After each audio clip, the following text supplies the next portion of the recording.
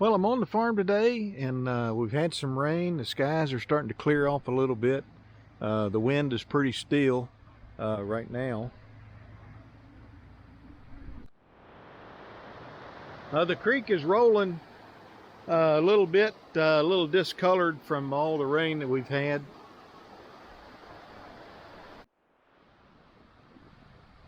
Did a repair on my old 50-gallon sprayer. This had broke off last fall, and we welded a piece of metal around here, V'd it out, and welded it on both sides. I've got a video on that I'll try to put up. My brother, he's a crack welder, and he did this job.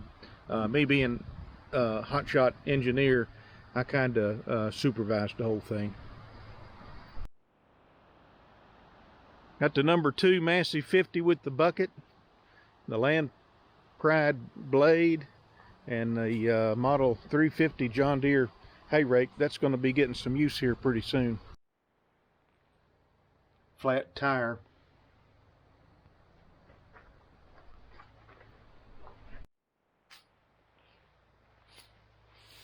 Everything is blooming, or has bloomed on this farm.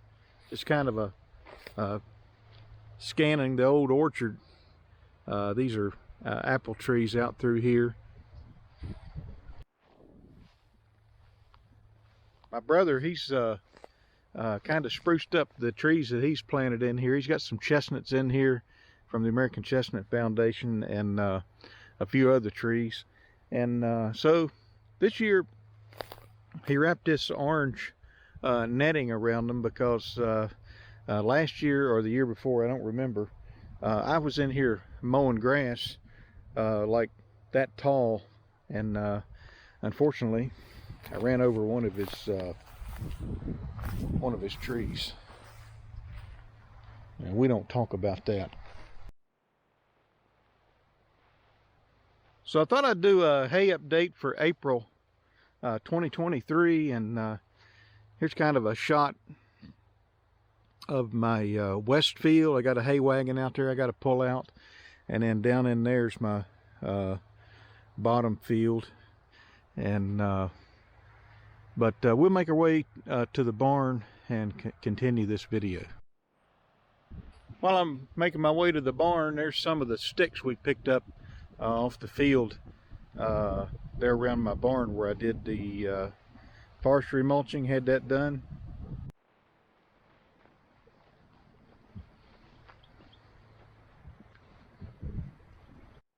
So in the time I've walked from the main part of the farm over here to my barn and this field, the wind has picked up a little bit, but nonetheless I wanted to talk a little bit about this field. I've made a decision on it.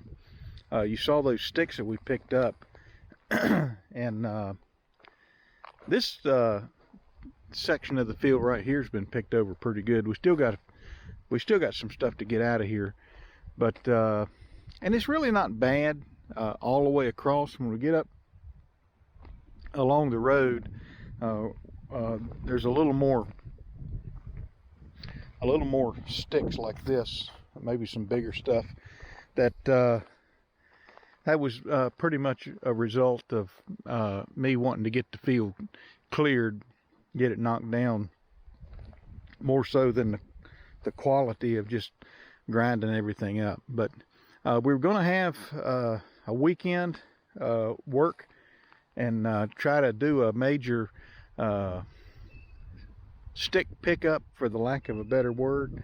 My family was going to be here with me, and there's going to be 6 of us that were going to be available, and we were going to walk this field and really do a number of picking up the sticks. But one by one, they either got called out to work, something came up, and it wound up being just me. And so that was all good. They all had reasons they couldn't be here, which I understand. So in any event, I decided that because we couldn't get the sticks up, I wasn't going to plant anything, because I was concerned that if I put it in grass like this, it would just kind of weave the sticks into the grass and make them harder to pick up. So my pH levels were low, as I alluded to in an earlier video, and so I have some concern about spending money on seed and then you know, wrecking a baler or a piece of hay equipment with some of these sticks. So I thought, you know, what I need to do is kind of cool my heels a little bit. So it actually worked out pretty good, because what I'm going to do is I'm not going to plant anything in here, and I don't know that I'll plant anything this fall. So what my intent is to really bring the lime in here later on this summer. I can't get lime right now in bulk, and I really don't want to use pelletized lime. There's so much lime that I need to bring it up. So everybody's spreading fertilizer right now, so I just can't get lime to put on here. But when I do, I will absolutely hammer this field with lime to bring the pH up, and then we'll look at planting something. I don't know. I kind of don't think it'll be this fall, because I want to give time for the pH to work, and I kind of like to run a disc across this some sporadically.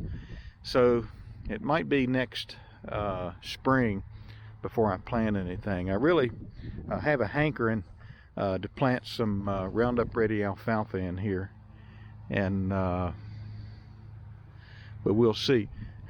On the stuff that the strip like this and all the green stuff you see up there, that's legacy of this field, where the autumn olives weren't growing, my intent is to make hay on that. And so I just thought I'd bring you up to speed on my plans for this field for the what I think is the balance of this year. And the bottom line is, we're not going to plant anything. We're going to keep kind of picking over this field and make sure we got it in pretty good shape, get the pH up, and then I think we're going to have a really, really nice hayfield in here, probably for 2024. So I need to bring in my kicker wagons and the equipment out there, and I've got some stuff in here where these remnant autumn olives are. This has got to I got to clear all that, and I'm going to mow all that down. And I got a couple of wagons I need to pull in here and work on that we've been talking about for years. So I'll do that too. So in the meantime, we're busy doing maintenance and changing oil. I'm going to pull this thing out, and I got to work on the knife. It's not working as it should to cut the string, and my intent is to rake all this hay up that's in here, this old loose hay. We're going to get rid of these tarps, and I'd like to roll it roll it up into a round bale, just to get it out of here. And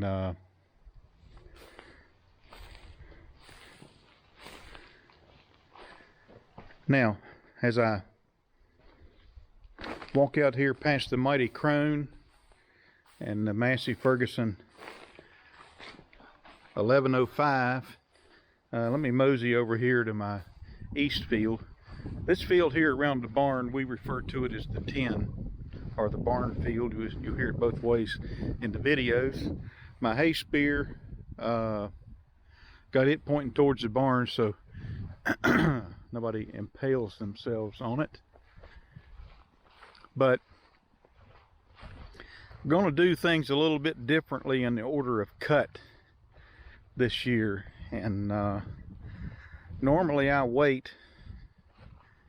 I try not to let the hay go to seed. I like to cut it when it's just starting to, put up the seed. When it starts to bloom and put up the seed head, but the seeds haven't formed. And usually when that happens, the grass is probably 2.5–3 feet tall, and We're not fertilizing again this year on first cut. I've got fertilized, but I'm going to reserve it for second cut and hopefully some third cut hay. And what I have in mind is when we're in April, and what I have in mind is when we get around the 1st of May, I want to cut this hay, even if it's like, you know, 18 inches tall. I'm not really looking for a heavy first cutting. I'm looking to get the field cleared. And then we're going to hit it hard with some nice herbicides to clean it up, and then we're going to hammer it with fertilized to entice a nice second cutting. And we'll do that on all our fields, including the ones up on the hill. Certainly I want to run the round baler, and that'll be an integral part of what we're going to do this year. But really the money's in square bales, and the money is really in second cut square bales. So I haven't put any herbicide down for first cut. I can see some weed pressure starting to come in a little bit. This is April 15th, and when I'm making this video, and you know, if there's a clear window on the week of May 1st, whatever that might fall into, we're gonna cut hay. If we got the weather and the window, we're gonna clip this off, so what we have growing next is just grass. We don't have stems and seed heads and things like that. And then we'll hit it, like I said, with fertilizer, and hopefully every 30 or 40 days maybe we can take off some second cutting, especially before, you know, we get into August heat and everything tries to go dormant. So I'm very anxious to see how this grows, and then cut it.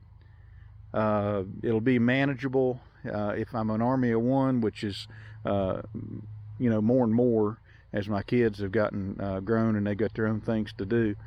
But we'll